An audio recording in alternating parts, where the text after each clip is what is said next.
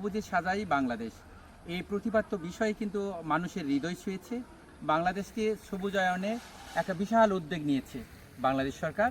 তো এখানে এমজে resource centre যে শুরু থেকেই যে এটা অব্যাহত কন্টিনিউ রেখেছে, সত্যি এটা ভালো লেগেছে এবং কন্টিনিউ এটা থাকবে আশা করি এবং নান্দনিক হবে, আমি এমন প্রত্যাশা করছি। আমি আতিকুর রহমান টিপু, সভাপতি মুন্সিগঞ্জ প্রেস ক্লাব। সম্পাদক আছেন, ক্রীড়াবিদ আছেন, এখানে সকলেই আছেন।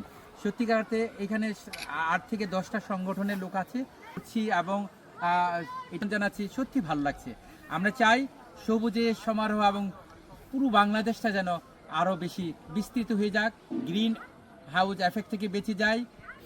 এমজে হলিডে এসিড কর্তৃক আজকের যে বৃক্ষরোপণ আয়োজন বর্তমান সরকারের একটা উদ্দেশ্য হচ্ছে আগামী 5 বছরের ভিতরে 25 কোটি গাছ লাগানো, এবং এই উদ্দেশ্যকে সামনে রেখে এই প্রতিষ্ঠান যে আমাদের আজকে এই প্রোগ্রামের পরে আমরা যে বৃক্ষরোপণ করতে পারছি এজন্য ধন্যবাদ জানাচ্ছি। আজকে এই প্রোগ্রামে উপস্থিত আছেন আমাদের নেতৃবৃন্দ, সম্মানিত সভাপতি উপস্থিত আছেন, আমাদের সহজ সমস্যা কাজের সম্মানিত সভাপতি উনি আছেন, এবং অ্যাডভোকেট আমাদের আছেন, আমাদের আজকে এই প্রতিষ্ঠানের সম্মানিত ম্যাডাম আছেন, এবং আমার সহকর্মী প্রত্যেকে আছেন।